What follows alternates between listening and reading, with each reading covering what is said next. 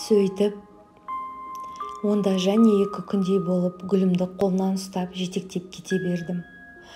Көлікке отыра бергенімізде Сәбираш келіп әпкесімен жылап қоштасты. Сөйтті де маған қарап: «Қош болыңыз Жездеке, бақытты болыңыздар, жақсы күндерде жолыққанша», деп жанары жасқа толып қараған көзқарасы көпке дейін жадымнан кетпеді. Сөйтіп оңтүстіктен жарыммен бірге оралдым. Келген соң әже мен анам, аға жеңгелерім, інілерім мен туыстарым бізді қуана қарсы алды. Гүлімнің басына ақ жаулық салып, қара шаңырақтың босағасын 10 аяғымен аттатып, келін етіп түсіріп алды. Гүлім ата-анамның көптен күткен келіндер еді. Мал сойып, туған туыс ауыл-аймақты шақырып, үлкен беташар жасады. Той өткен соң кешқұрым жеңгелерім ақ жайма салып, жарымды қойныма келіп салды. Сөйтіп, ешқандай сезімсіз жар құштым. Дегенмен уақыт өте келе Гүлімге де үйрене бастадым. Гүлімнің мінезі өте жайлы еді. Ақылды, сабырлы, үй шаруасын өте епті, шымыр, қара жұмысқа төселген мықты келіншек болды.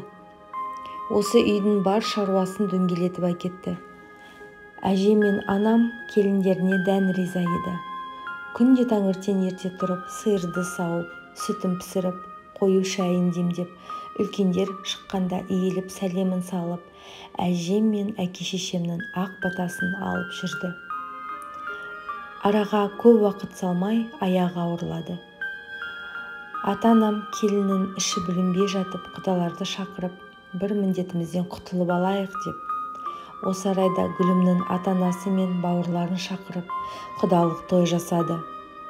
Осы кезде баяғы жүрек құрғыр өрікпіп, Сәбираш, сұлу қыз, ару қыз есіме түсіп, келген қонақтардың арасынан көзіммен соны іздей бердім.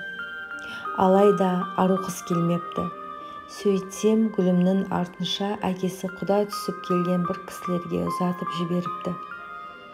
Содан ару қыз өзгенің құшағында біреудің жары атанып кете барған екен ғой. Мұны естігенде көңілім құлазып, соңғы сәттегі Сәбираштың жанары жасқа ашыланып, қош деген сәті көз алдыма келе берді. Тағдырыма налый алмадым. Құдалық өткен соң баяғыдай өмірім жалғаса берді. Көп ұзамай тұңғыш ұлым дүниеге келді. Әке атанып, бойымды бір керемет сезім биледі. Бір уыс болған ұлымды қолыма алғанымда еріксіз көзіме жас келді. Бір тамшыдан ғана жаратылған, өзіңнен шыққан тұқымыңды, тұяғыңды, артыңды, ізіңді жалғастырар ұрпағының жұпар иісін сезу деген қандай ғанибет еді. Үйдегілер де немерелерін қолға алып қуанып жүр. Әкем мені ерекше жақсы көретін еді. Тәкіш деп өзге аға інілеріме қарағанда маған қатты сөйлей бермейтін. Осылай өмір сырғып өте берді. Гүлім екінші ұлыма аяғы ауырлағанда әжем кәріліктен дәм тұзы таусылып бақилық болды. Жаратқаным пешенемізге жазған ғұмырды жазғанын, қанша ғұмырды жазғанын білмейміз ғой.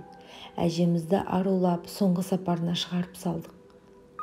Әкеме анасының қазасы қатты батып, бірнеше күн жатып қалды. Тек уақыт өте келе ғана қайта қалпына түсті. Тірі адам тіршілігін жасайды демекші, уақыт бір орнында тұрмайды. Баяу сырғып өмір жалғасып жатты. Екінші ұлым дүниеге келді.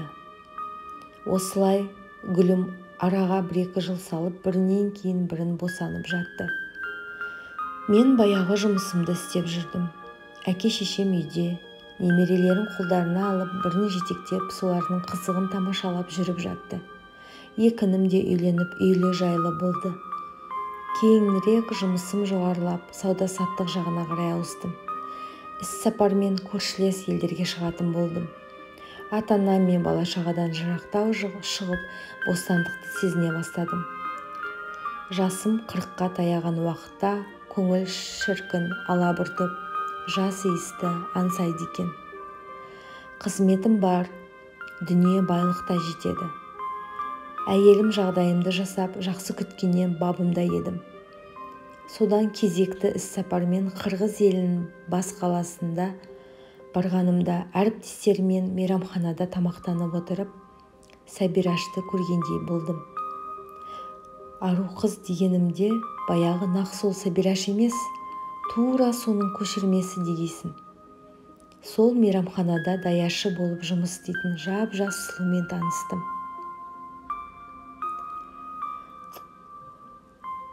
Тап сол баяғы қылшылдаған 27 жастағы қалпыма қайта түстім десем де болады. Әлгі сұлуды көргенімде жүрегім дүрсілдеп, тұла бойым шымырлап қоя берді. Қырғыздағы соңғы іс сапарынан кейін бар ойым әлгі сұлу ару махаббатта ауды. Қанатыма жел бітіп, ақша бұлттардың арасында қалықтап ұшып жүргендей едім. Махаббатпен көктем айында танысқан болатынмын.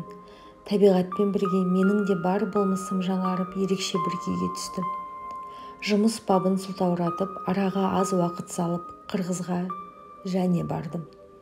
Бұл жолы арнайлап махаббатпен жолығуға іздеп бардым. Жұмысына барып кешкісін оңашада сөйлесуге шақырып едім, қарсы болмады. Сөйтіп жұмыс аяқталған соң қаланың у-шуынан тысқарылау жердегі бір мейрамханаға және қонақ үй комплексіне апарып, оңашада отырып сөйлестік. Қыз менен біршама жас кішілігі бар еді. Махаббаттың бойынан құдды Сәбираны көретінмін. Түр-тұлғасы анық соның жас уағындағы көшірмесі еді. Арманда кеткен Сәбирашты, ару қызды қайта тапқандай керемет сезімде едім. Оны жоғалтып алатындай, қалай да болса дегенме көндіріп, онымен бірге болғым келді. Сезім мен нәпсінің жетегінде кетіп, осы ісімнің бұрыстығына мән беріп, тереңнен ойланбадым, ойлағым да келмеді. Жасы келіп қалған әке-шешемнің, гүлімнің, балаларымның алдында кешірілмес күнәға батып жатсам да, осы күнімнен, осы шағымнан ләззат алғым келді. Махаббатта жас ерекшелігіміз менің отбасылы екеніме қарсы болмады. Алматыға барып, сонда жұмыс істеп, тұрақтап қалғысы келгенін айтты.